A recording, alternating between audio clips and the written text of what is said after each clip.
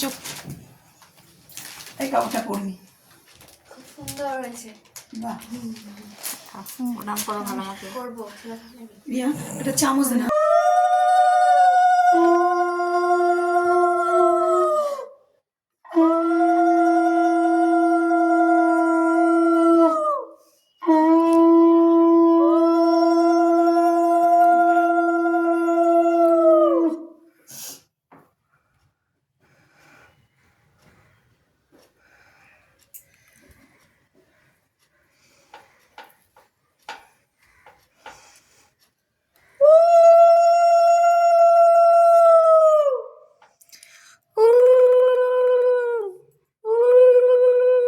বাকি রান্না করেছে, ভালো করে খা।